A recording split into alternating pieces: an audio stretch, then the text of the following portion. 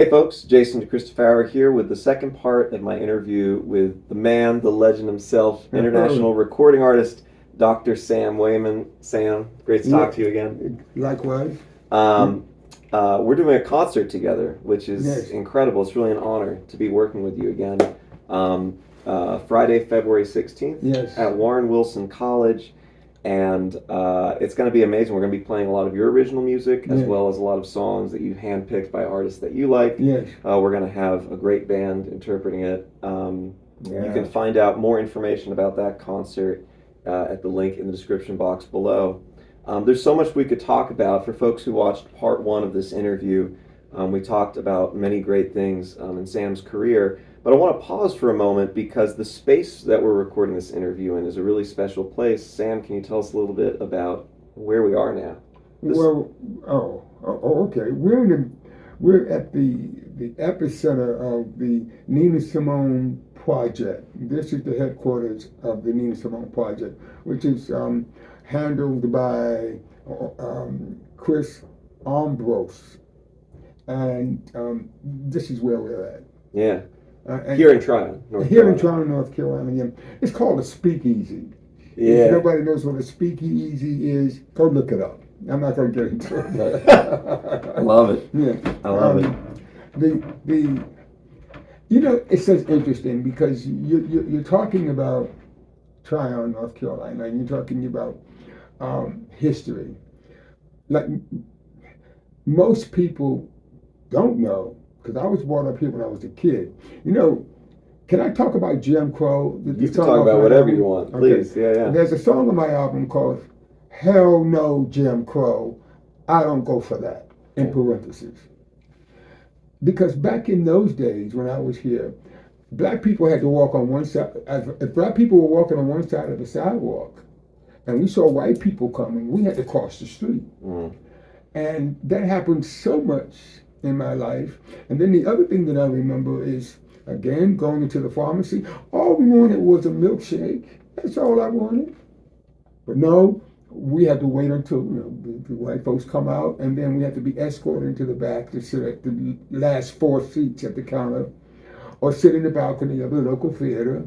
I understood that. But the fun thing about that, we used to throw popcorn and sodas down on the white folks. I love it. We had to do something to get back at you. Not you, sorry. Get back at you. Oh, yeah. But I think that I know that what a lot of people may not understand the word Jim Crow. Jim Crow is not a person. It's not a thing. I mean, when I say Jim Crow, it's an attitude. It's a mindset. A person can be the host of a Jim Crow. But Jim Crow was created totally for the purpose of intimidating, frustrating, and getting back at people of color, black folks.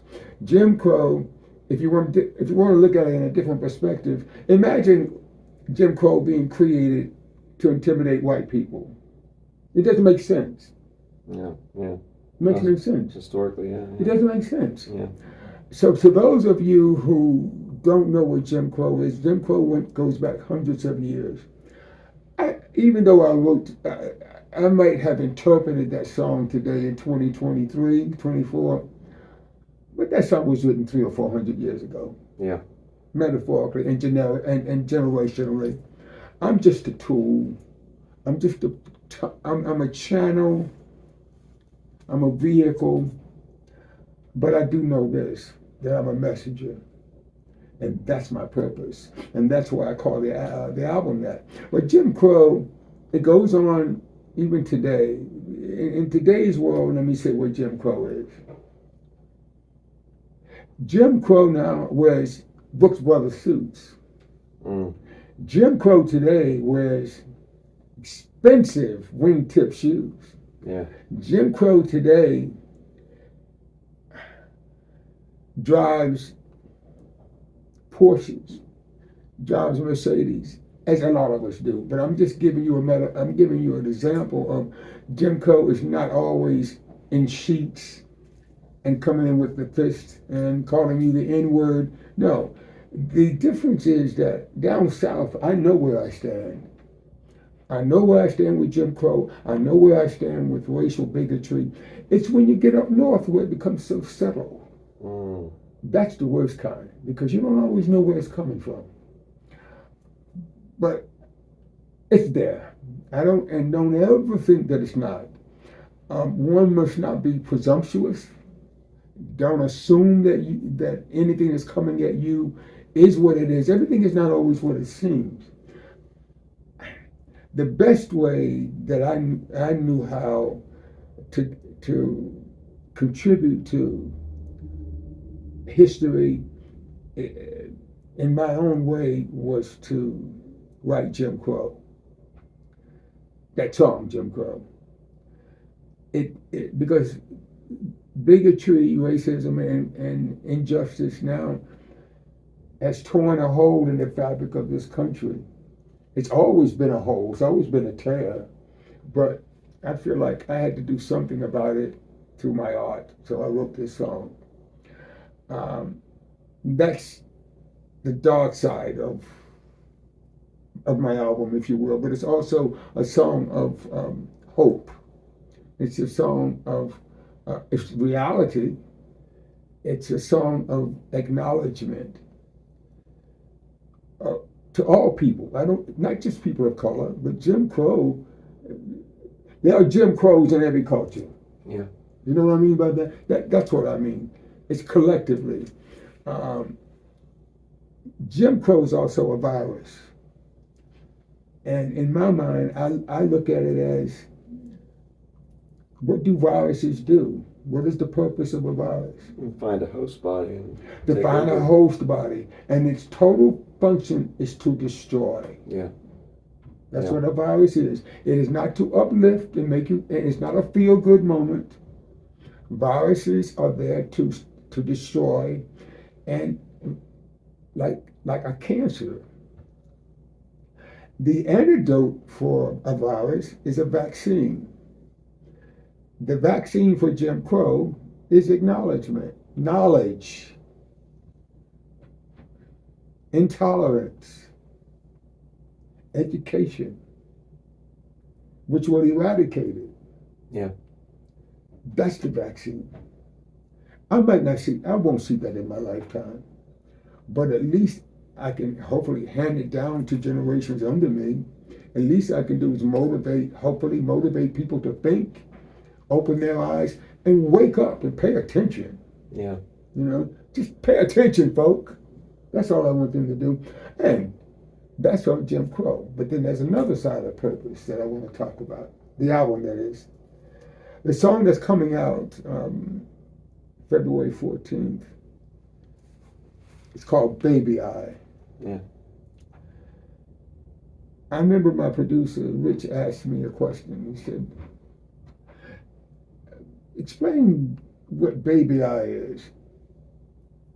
Because in Baby Eye, even though it's a song about love and relationships, I don't mention a gender. Think about the lyrics. I don't mention female or male. He asked me, what does that mean? I said, because Baby Eye is a testimony to all the lovers that I've ever had in my life. Amen. Period. I want everybody to, okay, if you love somebody once, why can't you still love them even though you're separated from them? I don't have any relationships with anybody, any of the women that I've loved that I hate. I don't dislike them. I love them. Still, we're not together. You still love them. And that's what Baby Eye is. It's to all of my lovers, to all the people that I've loved. And he says, oh, okay. He says, I like that. I said, well, that's why I sing Baby Eye. It's not for any one specific person, it's for all of them. Because I think like this, if I loved you enough to marry you, just because we're divorced, I still have a reason why I loved you, Right. and it's still in there. Yeah, you and I may disagree, but I don't not love you because we're apart, unless you're an axe murderer or something like that. You know, a serial killer. What do you? This is a big question, I realize, but for you, in your experience and your wisdom and everything you've lived through and seen, what is love to you? You would ask something like that, wouldn't you? You know me. You know me.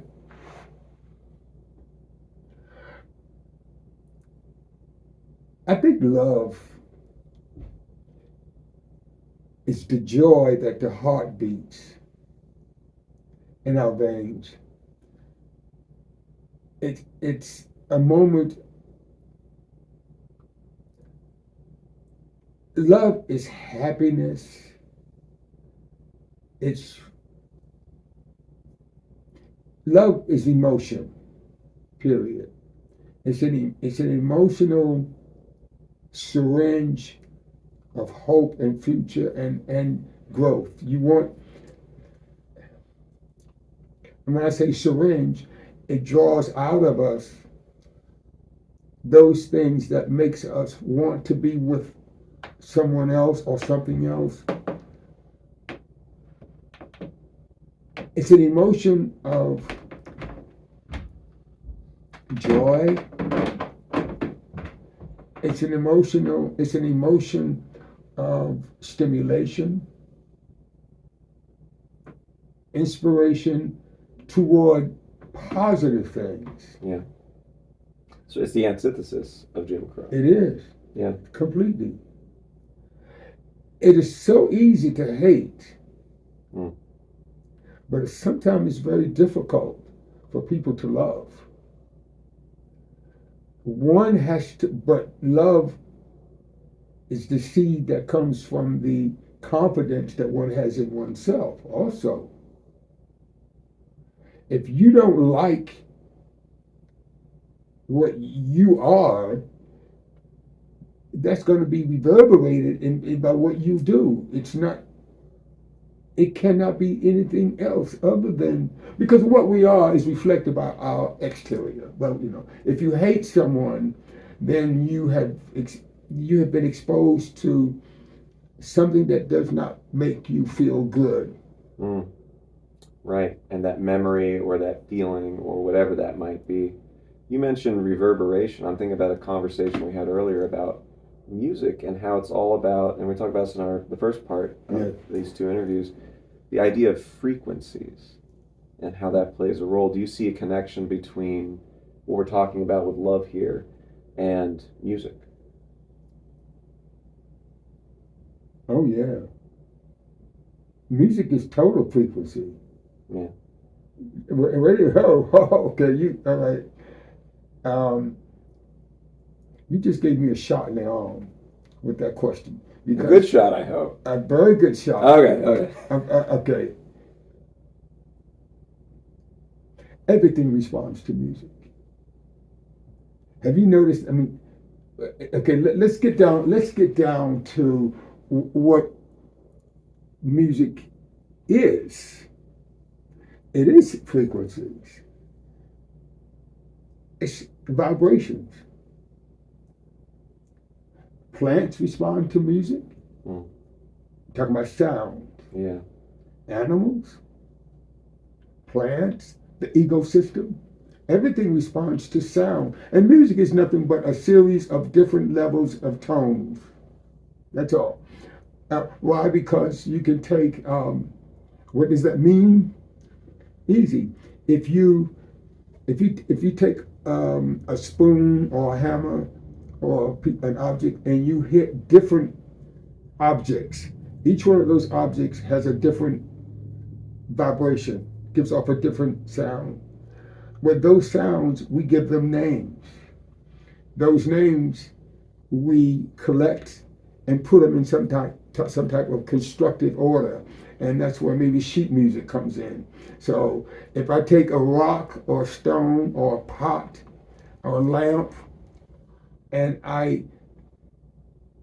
after I've given each one of those tones a letter or an identification code, and I take the identification code and put it on a sheet of paper. I've just written a melody, or I've written the sound down. Okay, that's all it is. But everything responds to that, and I know for a fact that it's a healing process. Because I think we should talk about that. It heals. I mean, I love that song. How can you mend a broken heart? I love those old school days, you know. Yeah. Okay. Everything responds to sound. Everything reverberates unto itself. You know, you check out dolphins, whales, other species that give off radar and sonar.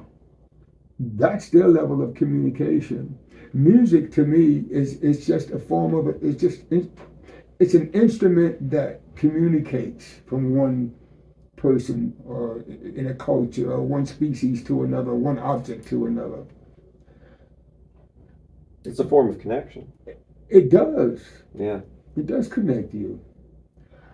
I don't understand how I was given the gift or the talent to play a piano of all things. I don't understand it logically, reasonably, and I do not. But one thing I do not do, I don't ask myself, as a lot of people do, oh God, why me?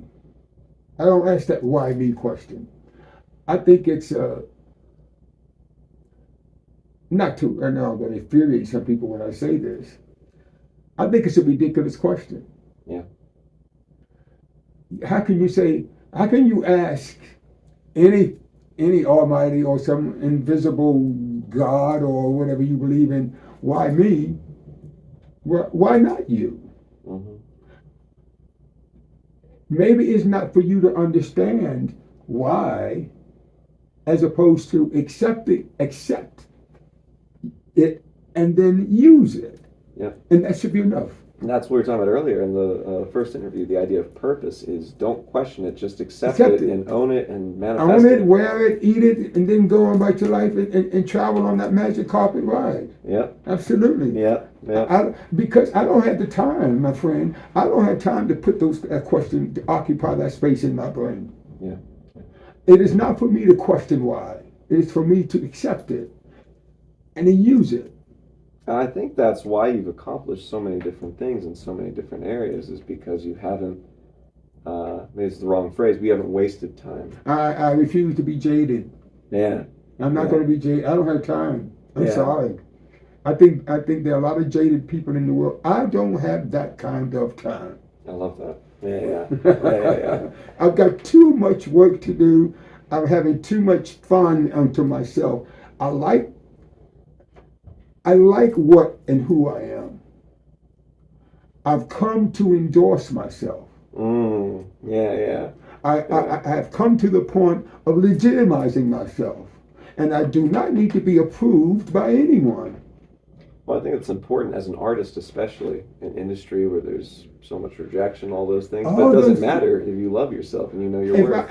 I love myself. And one of the things that I have come to like about myself is that I realize that I don't know that much. Yeah. I've come to understand I really don't know anything. The more I know, the less I know. But you don't need to know. You just need to accept. That's all. And that's good enough for me. And by the way, it all has to do with growth.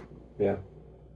Well, this is something that's incredible to me is you're 80 years old. I mean, that's 8 decades on this earth. And think about all the things you create. We talked about the films and the music you've written and all the different people you've collaborated with. And you're one of the most youthful people I think I've met in quite some time.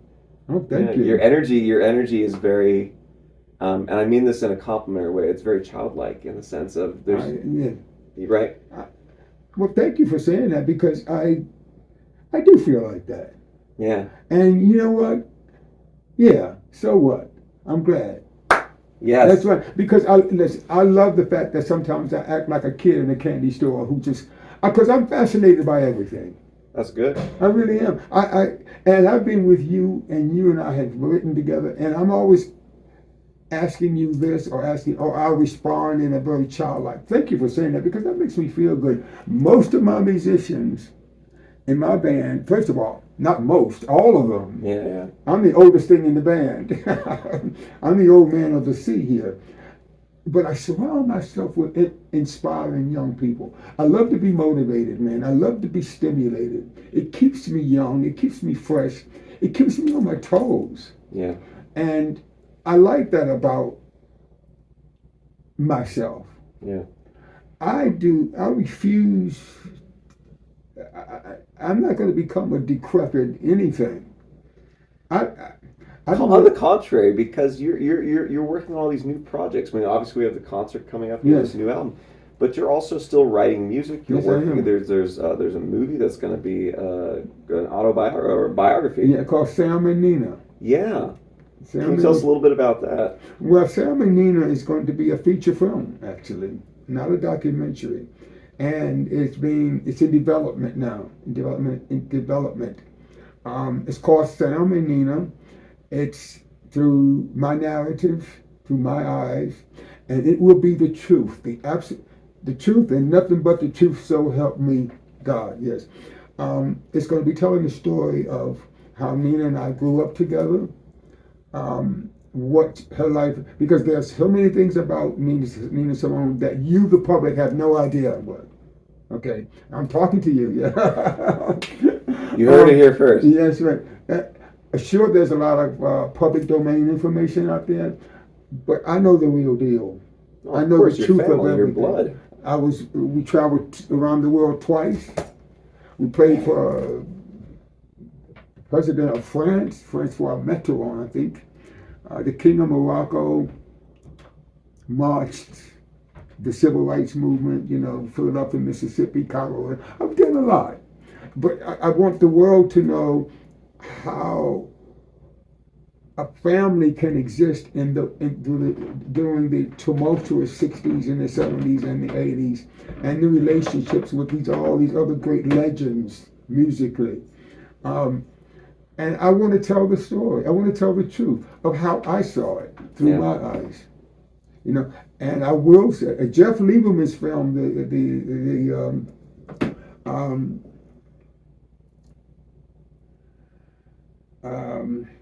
oh, Jeff is going to kill me. I'm not familiar with this movie. Yeah, but anyway, I'm going to tell the story. Excellent. The true story. Well, you are the person to tell it. I'm going to tell this. That's being a purpose. You are the person to tell it. And nobody's ever talked to me like this director, Philip D'Armaville, who's the writer and the director. He's getting things out of me that needed to be poured out. Yeah. And I'm happy to say that it'll probably be 2024. It'll be out in 2025, I think. Yeah. That's what we're aiming for. I have a lot to say about a lot of things. The things that I think that are most important is I want to be able to hand something down to the younger generation, to the young black boys and girls, so they know something about our history.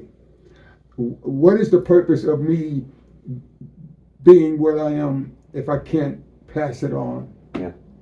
I feel like that's my obligation and my responsibility. And I wear that hat and that crown and that armor willingly and proudly. I have nothing, and I don't have any regrets. Yeah. It's an interesting thing, Jason. I don't believe in regrets. I've come to that in my life. I really don't. So people have asked me, what do you regret? I don't regret anything because whatever was meant to happen, it happened. It goes back to what you were saying earlier. Just accept it and own it. I can't undo it. Yeah. If you see something, you can't unsee it. Yeah. You can't unfeel it.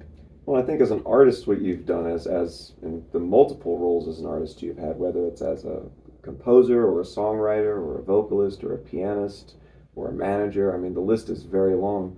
In each of those instances, you've manifested your experiences, whatever those experiences were, into something that's timeless and that's something that future generations can listen to or watch in terms of whether it's the movies you've been a part of, or the records you've been a part of. Yeah, I know I'm very fortunate to have met you. I thank you for that. I think one of the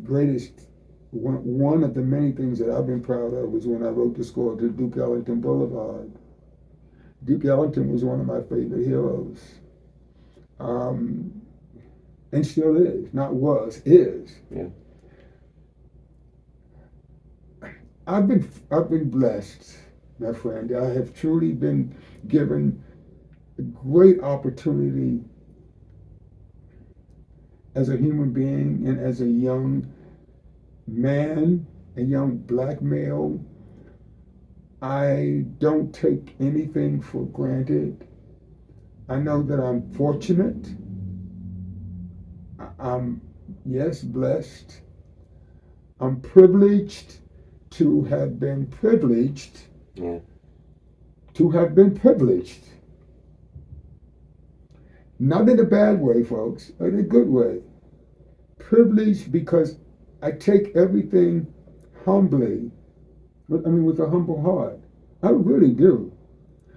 And something you said earlier about acting like a kid in a candy store, or the childlike thing. My band makes fun of me all the time about how impulsive I am at times, and I am an impulsive artist, as we all are.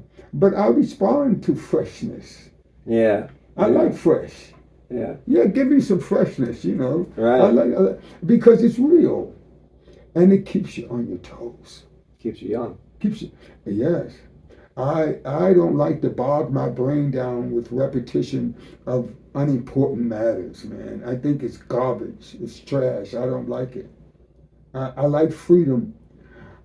One of the things that bothers me in today's world is I feel if you're going to get into the climate and the political climate of today's world, is I feel like my freedoms are being threatened. Yeah. And when my freedoms are being threatened, I come out like a lion that I am. Yeah. You're Leo. Yep, you know that about me. That's right. And you're somebody to deal with when we get to that point. When you get a lion cornered, look out. I think what's beautiful though is that when you're a lion that's cornered, you've created such beautiful, positive things. And this goes back to what we were talking about earlier, just a few minutes ago, about the idea of love and positivity and the importance of that. Yeah. I think that's something I hear a lot in your music. And even when, there's definitely Hell No Jim Crow and other songs where it's protesting the injustices that sadly should have ended a long time ago and are still happening. But there's always hope in what you create. Hope. If you don't have hope, then you're almost dead, because hope gives you a sense of rejuvenation. It gives you a sense. Hope is about the future. And there's always a future.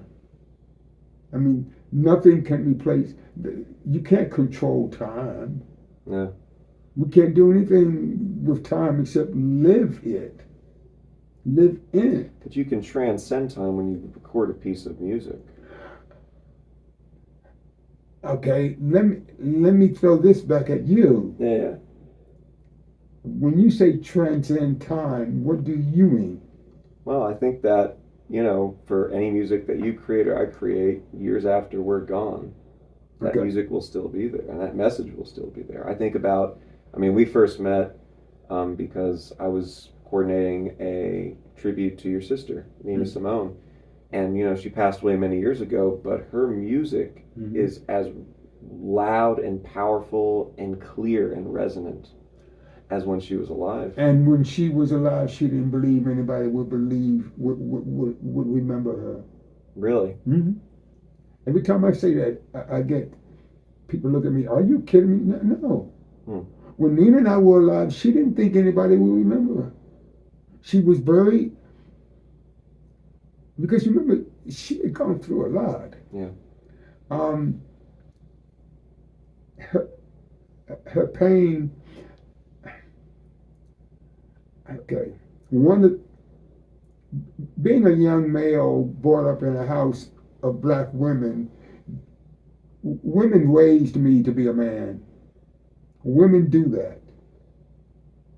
So do men. Our fathers do. But women, the mothers, are powerful people. A mother's instinct is the most uncontrollable, insightful, transcendental emotion that I can only imagine, and I don't know what it is to be a woman, but I do know that we as young males depend on our mothers to raise us. It's true. Because they carry us. They have an instinct that the father does not. And it's supposed to be that way. Yeah. That's meant to be that way. That's not putting one down over the other. They're both equal. But I do know that women are an amazing species. And I am my role as a male brother, as a male, and to be a brother is to elevate the status of, and since we're talking about Nina Simone because she's black, my love for my sister at the time that I joined her was to elevate her consciousness of beauty, because she was brought up in a time where black women were not considered beautiful. Right. She was not, the only standard for black women were white women. Yeah. And that is not right, and it wasn't right. But I was with her when, as a lot of people who followed her know, when black women did not think of themselves as beautiful. Nina went to Africa. When she came back from Africa, that changed everything. Yeah, yeah. Oh boy, that changed it all. And she said to me, Sam, I have never seen so many black people in all my life like I did in Africa. And I think that every black person, every black American should go to Africa at least once, or travel to Europe at least once. At least leave America, the United States of America, to see the rest of the world so we can appreciate America. Because let me tell you, United States of America, this is a beautiful country. Physically. Mm-hmm. A lot of people come to, I know I'm going to be chastised. Come on, I'm leaving America because it's ugly. No. If you've never traveled in the United States, you really don't know how beautiful it is. But you can't appreciate it until you leave and then come back. Now, a lot of people disagree with me on that. I don't care, but I know it's true. The other thing is, when it comes to Nina Simone, I did everything possible to build and elevate and inspire her beauty. She depended on me for that because she was insecure about that. Yeah.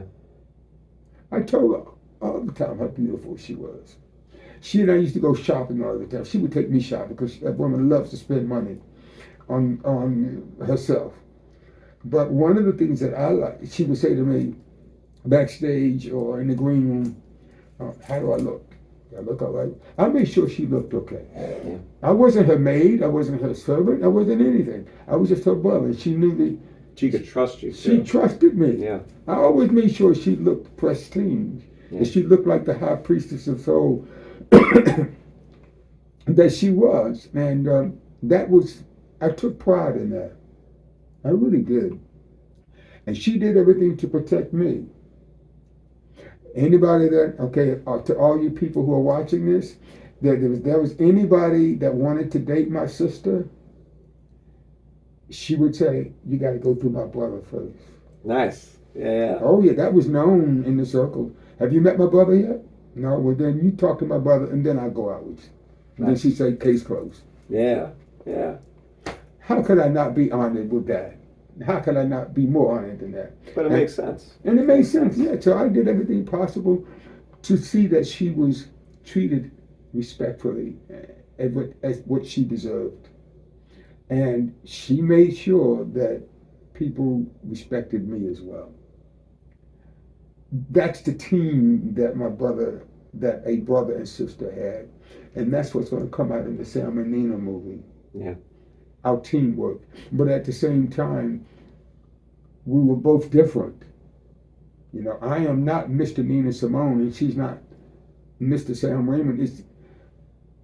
We're both distinctly different, yet the same. But that's why your relationship was so strong, I think, is that you were both so strong as individuals, and you were both so distinct and unique artistically and in terms of your personality and knowing who you were as individuals. Yeah. You were able to support one another, but you also didn't, there wasn't a requirement. Yes. Right? Yeah. Right? Yeah. Oh, that's beautifully said. I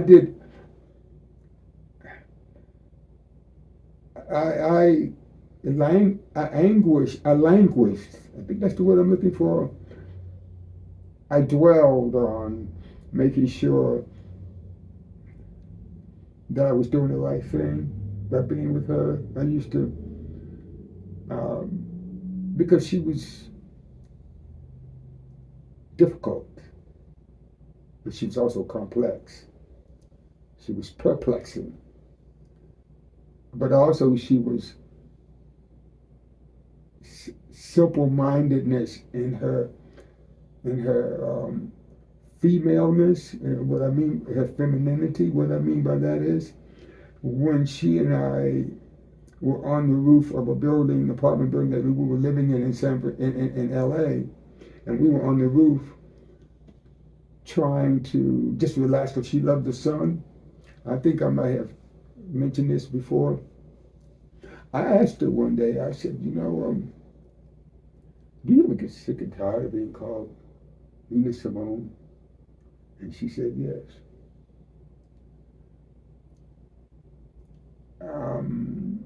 Is it a burden? Yeah, sometimes she would say. But Sam, all I want to do is just be a little girl. Now, and I know that's difficult for y'all to see and read, but it just shouldn't be. There's stage personality, and then there's your private life. The one thing that I've got to say that I love most about Eunice Waymon was her childlike attitude. All she wanted to do was be a little girl because she never had that. She never had a childhood. Yeah. She didn't. When we were on the roof of that building, she said, I asked, I said, have you ever played basketball or football or cricket? No, never did any of that. So what did I do? I went and got a basketball. I taught her how to shoot. I've told the story before, and I'm proud to say it. She and I knew how to play jacks. Yeah. Yeah. Oh man. You found the chalk sign. Oh man. Yeah. Oh, I could and jump rope. Yeah. I could do that. Okay. I taught her how to do that. She was thrilled. She said, I never knew how to do any of that. And she was so happy. She said, that's what I'm talking about. Those were those precious moments, precious moments that had nothing to do with the stage, with show business. It was personal. It was family. Yeah. We were family. We were just hanging out. She was just able to be herself and not have to be anything for anybody. No, she didn't have to prove anything to anybody. Yeah. I wasn't there to exploit her. She trusted me. We trusted each other. Yeah. We were brother and sister. We had fun. That's beautiful. And she knew that I would do anything to protect her. Of course I would, and vice versa. And I will say, those were talk about joy, that was some joyous moments. Yeah. That was fun. And it was, and today, through my music, I'm just carrying on the legacy, not just her legacy, but my own, but the Waymon legacy. Yeah. And Jason, I will say this, I'm saying this, that as a messenger, everybody has a legacy. Every family has a legacy. Every person at the sound of my voice has a legacy. You need to plug into it, dissect it, contribute to it, Yeah. feed it, make sure that it survives, and enjoy it. Yeah. And that's what I'm doing. And I'm hoping that I'm doing it. Well, no, not I'm hoping, I am doing it right. I'm just being myself. Well, then you are doing it right. How could you possibly do it wrong if you're being you? That's right. And that's what I'm not doing it as anybody else. I understand the importance of it because I believe in history. Yeah. Of course, you know, the way the corrupt worms and snakes out there in the world, James Brown will be white in 50 years. Yeah. I mean, they're turning history around so much. I know. It's crazy. Yeah. It's crazy. But I'm going to do everything possible to bring light and joy with my music. Baby Eye, Jim Crow, Blue Lilies, I Shall Be Released will be on this album. That is, I feel like my role is to bring joy. The world needs a lot of joy now. The world needs a salvation. We need redemption. At least I'm hoping that my music can do that. And I believe it will. And I believe it already has and will continue to do so. Well, thank you. That makes me feel good. At least I feel relevant. I'm doing the best that I can. I want people to realize that that's what the music is coming from. It's coming from a good place of a lot of thinking. And it has a purpose. The name of the album is Purpose. And that album, so let's talk about that. It's going to be coming out, the full album with all the tracks in April, but you can, February 14th, Baby Eye is going to be coming out. And Jim Crow is already out there. So download it, listen to it, and I hope you enjoy it, but it's a message. And that's my job. I'm a messenger. I'm having a good life. I have no regrets. And that's not my own album, but that's the new album. Absolutely. Yes. Before we go, real quick, we mentioned earlier the concert at Warren Wilson College. Yes. On February 16th. Stop by for that, y'all. There's a link to that below. Is there a website or a place where people can check out your projects and what you're up to? You can go to my Facebook page. You can go to Sam Waymon YouTube. Beautiful. Yeah, I have that. That's Instagram. Yeah. Just and I have people that handle all of that. I don't do that very well, but I am on all of those. Everybody, I'll make sure to post those in the description box below. So check out the links to the Facebook, YouTube, Instagram for the man, the legend himself, Sam. Thank you so much. You're quite welcome. It's been wonderful. It's been wonderful. Thank you. Thank you. All right. Yeah. Y'all have a great day. Bye-bye.